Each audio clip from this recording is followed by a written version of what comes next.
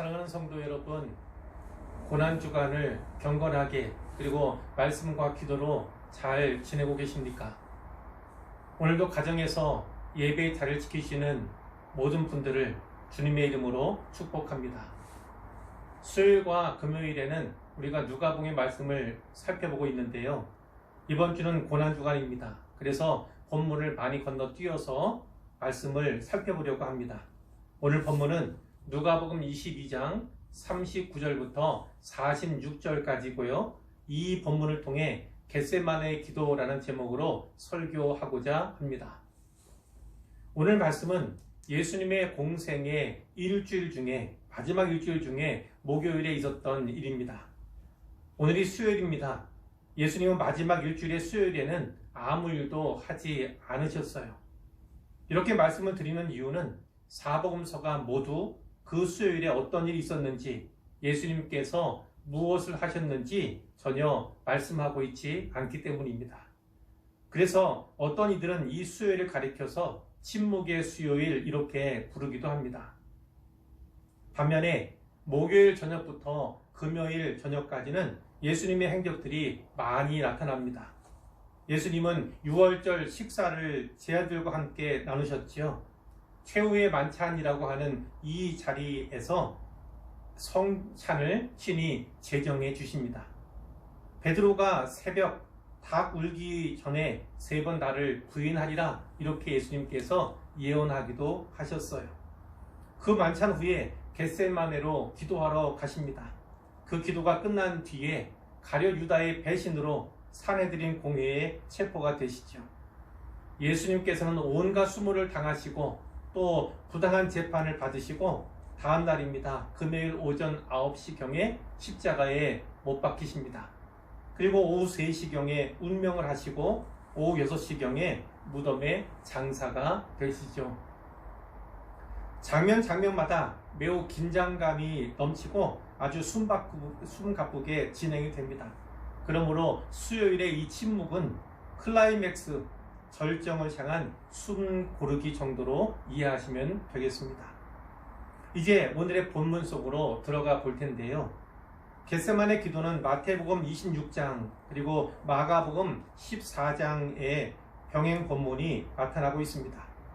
사실 마태와 마가복음의 내용이 좀 더 길기도 합니다.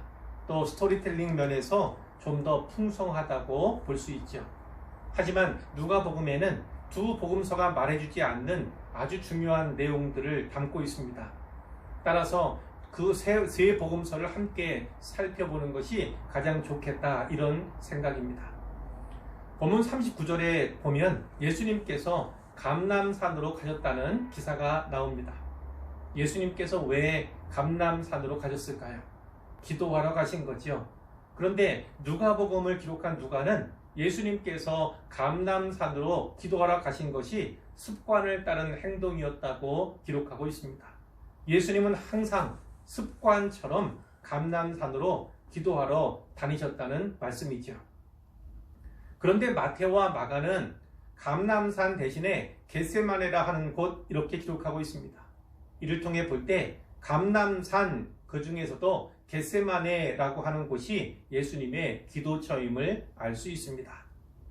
마태복음에 보면 본문 39절과 40절의 행과 행 사이에 이런 일이 있었습니다. 예수님께서 제 아들에게 이렇게 말씀하셨어요. 내가 저기 가서 기도할 동안에 너희는 여기 앉아 있으라. 이렇게 말씀을 하셨습니다. 그리고 베드로와 세베대의 두 아들들인 야고보, 요한 이 3사람을 데리고 가셨어요. 따로 가셨습니다.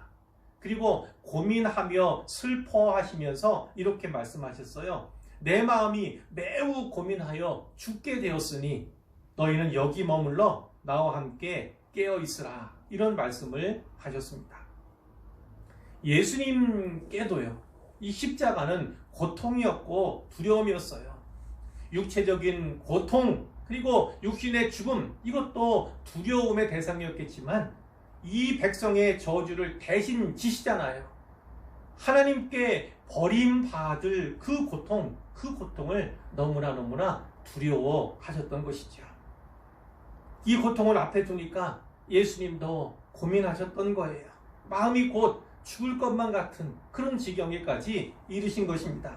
제 아들에게 자기 심정을 토로하신 거예요. 함께 있어주기를 원했고 제자들이 또 위에서 기도해 주기를 또한 원하셨던 것입니다. 자, 이제 41절 이하에 보면 예수님께서 어떻게 기도하셨는가를 우리가 알 수가 있는데요. 그들을 떠나 돌 던질 만큼 가서 무릎을 꿇고 기도하셨다, 이렇게 말씀하고 있고요. 마태복음에 보면 얼굴을 땅에 대시고 엎드려 기도하셨다고 되어 있습니다. 그리고 마가복음에 보면요, 땅에 엎드려서 구하셨다, 이렇게 기록하고 있습니다. 종합해 보면 예수님은 무릎을 꿇고 땅에 엎드리신 채로 얼굴을 땅에 대고 기도하셨다는 것을 알 수가 있죠. 기도의 자세만 보더라도 예수님께서 얼마나 간절하게 기도하셨는가를 짐작할 수 있습니다. 42절에는 예수님께서 구하신 기도의 내용이 나옵니다. 42절을 볼까요? 아버지여, 만일 아버지의 뜻이거든 이 잔을 내게서 옮기시옵소서. 마태복음에는요, 내 아버지여, 만일 할만하시거든 이 잔을 내게서 지나가게 하옵소서, 이렇게 말씀하고 있고요. 마가복음은 될 수 있는 대로 이때가 자기에게서 지나가기를 구하여 라고 하는 단서가 있습니다. 이때가 자기에게서 지나가기를 구하였다, 이런 말씀을 하면서 아빠, 아버지여, 다른 복음서들은 아버지 이렇게 부르고 있는 반면에 이 마가복음은 아빠, 아버지여 이렇게 부르고 있습니다. 자, 생각해 보세요. 우리가 아버지 이렇게 구하는 것과 아빠 이렇게 구한다면 듣는 아버지, 듣는 아빠의 입장에서는 그 마음이 어떠하겠어요? 예수님께서는 아빠, 아버지 이렇게 기도하셨어요.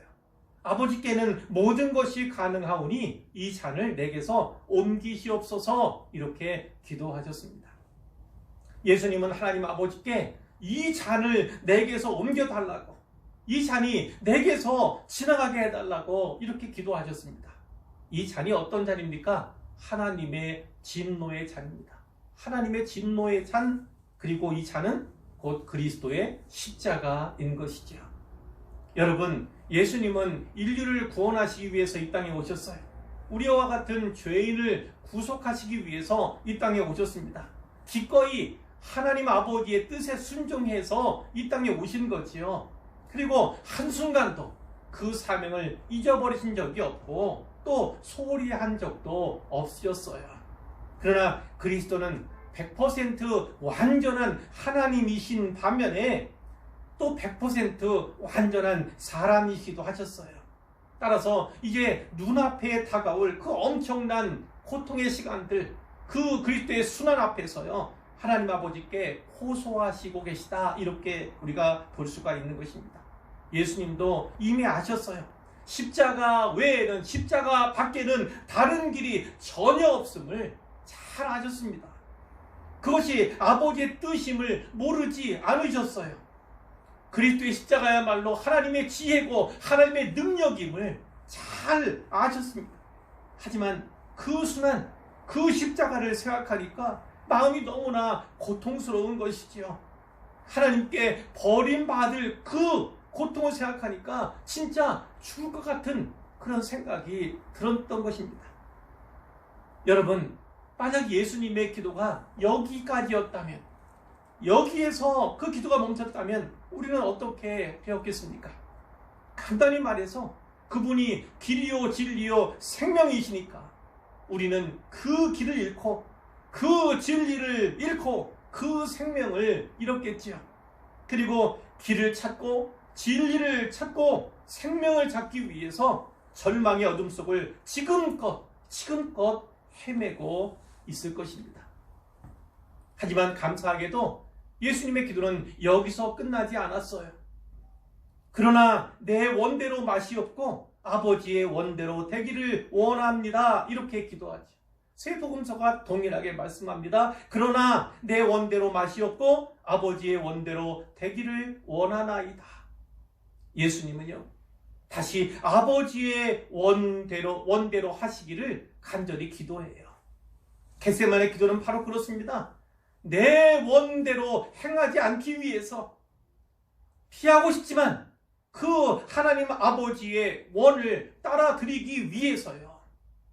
진노의 찬을 마주하기 위해서 온 몸과 온 마음을 다해서 드린 필사의 기도였다는 사실을 우리가 기억해야 합니다.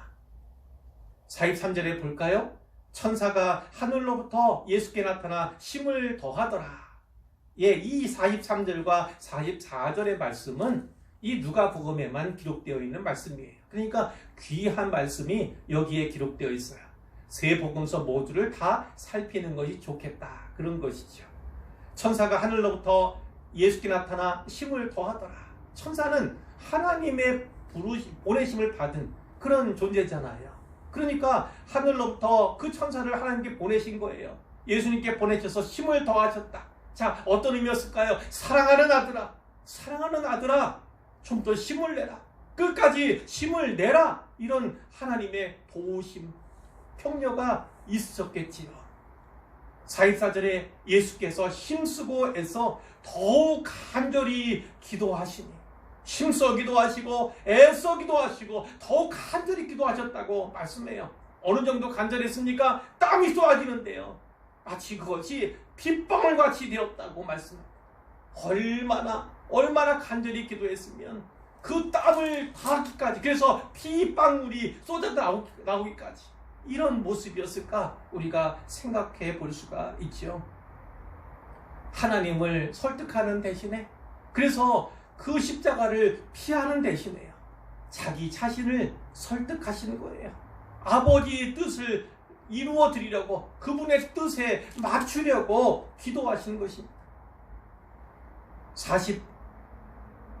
45절에 보니까요, 기도 후에 일어나, 이런 말씀이 있어요. 제자들에게 가셔서 슬픔으로 인하여 잠든 것을 보시고, 자, 제자들은 어떻게 했어요? 깨어있어 기도하라고 말씀하셨는데 제자들은 너무나 피곤했어요. 그래서 잠들어 있었습니다. 예수님이 말씀하셨지요. 어찌하여 자느냐? 시험에 들지 않게 일어나 기도하라. 이렇게 말씀하셨다는 거예요. 마태복음에도 이 말씀이 나옵니다. 자는 것을 보시고 특별히 베드로에게 말씀하셨다고 되어 있어요. 너희가 나와 함께 1시간도 이렇게 깨어있을 수 없더냐? 시험에 들지 않게 깨어 기도하라. 마음에는 원이로되 육신이 약하도다. 예수님께서 이렇게 말씀을 하셨어요. 그리고 나서 다시 두 번째로 나아가서 기도하셨다고 마태가 기록하고 있어요.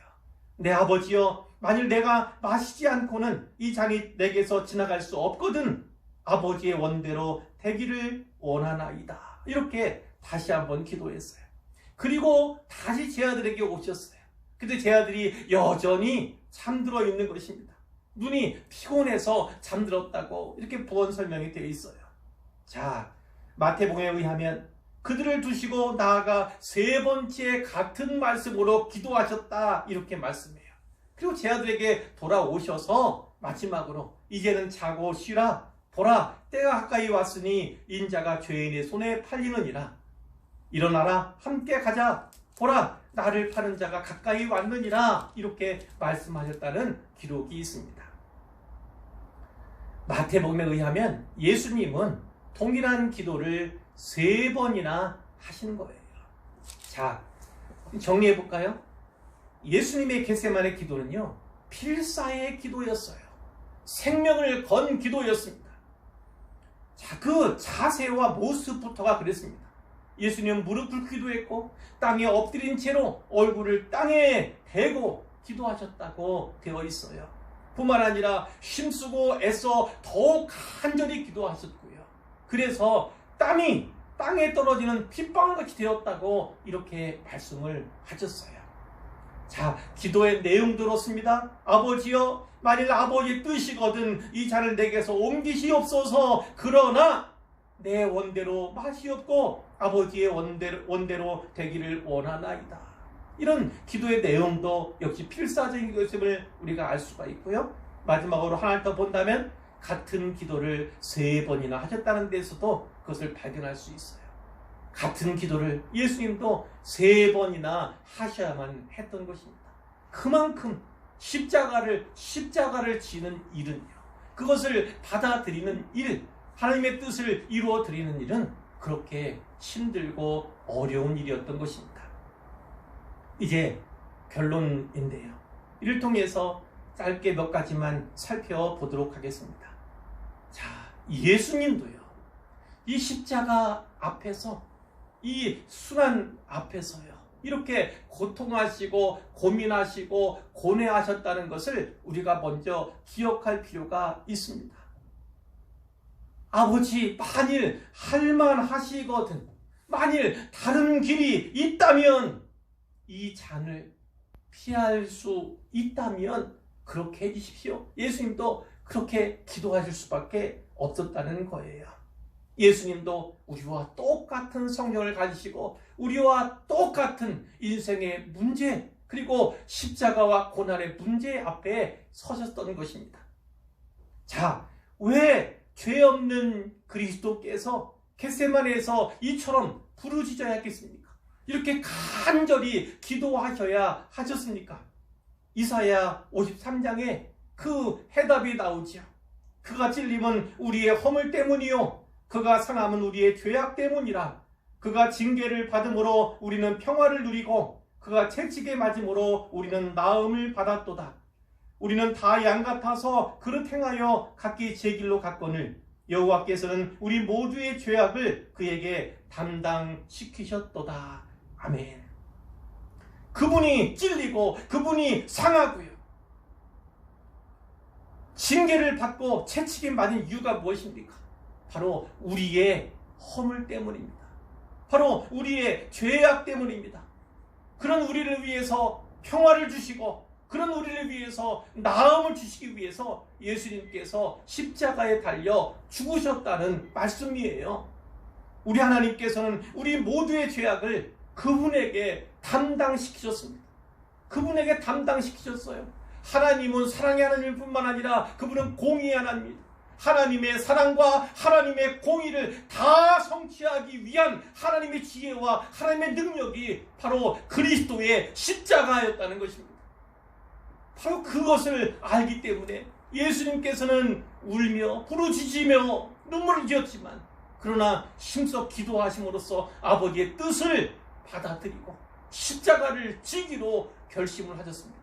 하나님 아버지께 버림받는 그 순환을, 그 고통을 인내하기로 결단을 하신 것이 바로 이 겟세마네에서 있었던 일이라는 말씀이지요. 두 번째로, 이 겟세마네 기도는 우리의 기도의 본입니다. 예수님께서는 겟세마네에서조차 기도의 본을 우리에게 보여주셨다는 거예요. 먼저 예수님은 습관을 따라서 감람산에 기도하러 가시고 그랬습니다. 산기도하시러 감람산에, 그리고 겟세마네에 가고자 가신 적이 많이 있으신다는 거예요. 그러나 오늘 겟세마네 기도는 아주 특별한 기도입니다. 아주 특별해요. 이전에 다른 기도와는 또 상태도 상황도 형편도 다른 과정 가운데서 아버지께 더욱 간절히 기도하는 그런 모습을 우리가 볼 수가 있는데, 예수님도 스스로 감당하기 힘든 일 앞에서 기도할 수밖에 없다는 사실을 우리가 기억을 해야만 합니다. 기억하십시오. 하나님 없이 감당할 수 있는 시험은요, 없어요. 기도 없이 이길 수 있는 시험도 없습니다. 기도를 통해서만 순종할 수 있고, 기도를 통해서만 하나님의 뜻에 순복할 수 있다는 사실을 우리가 반드시 기억해야만 합니다. 예수님처럼 좋은 습관을 갖는 것이 중요합니다. 그리고 언제 어떤 상황 가운데에서도 항상성을 갖는 것이 매우 중요합니다. 코로나19 재난과 같은 이 어려움이 인생을 살다 보면 왜 또 없겠습니까? 이것만 큰일이겠습니까?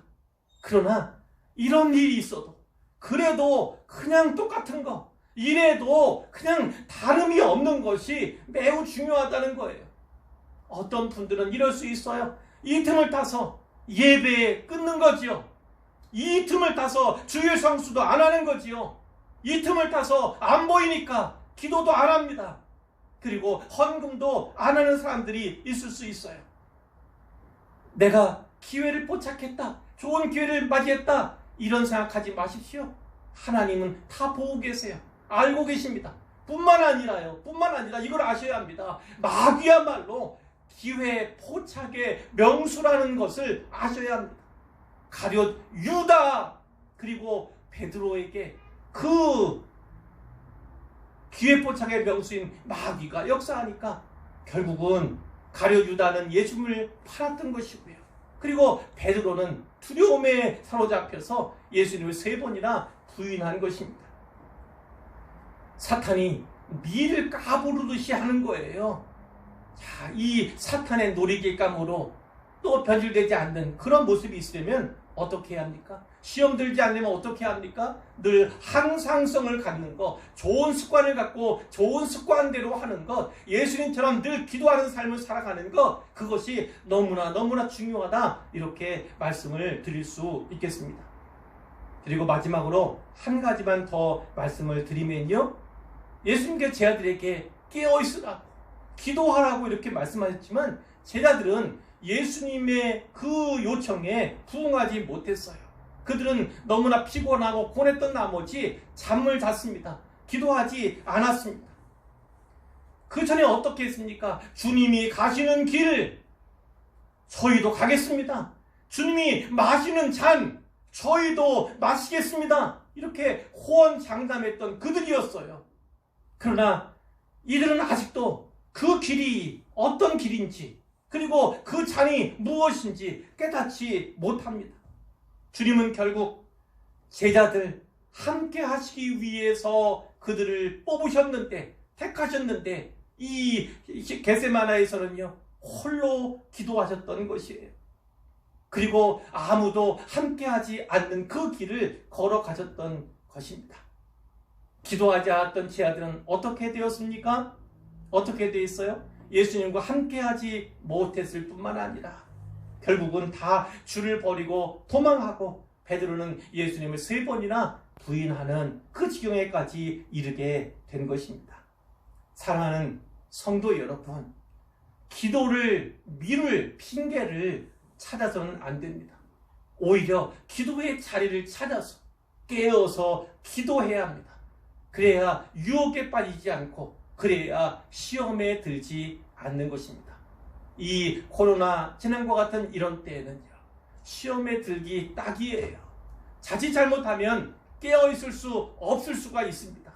그러나 이럴 때일수록 더 깨어있고 더 기도하는 그런 삶을 통해서 내 영혼도 우리의 마음도 생각도 주님과 더불어 깨어있을 수 있음을 꼭 기억하시기를 바랍니다. 이 고난주간 남은 날들도요 좀 더 경건하게 보내시고요, 말씀 따라 또 말씀 붙잡고 기도하면서 또 지내기를 바라고요. 내일 모레면 이제 고난주간의 절정이라고 할 수 있는 성금요일입니다. 그 성금요일에도 다시 예배의 자리에서 함께 만나기를 소원합니다.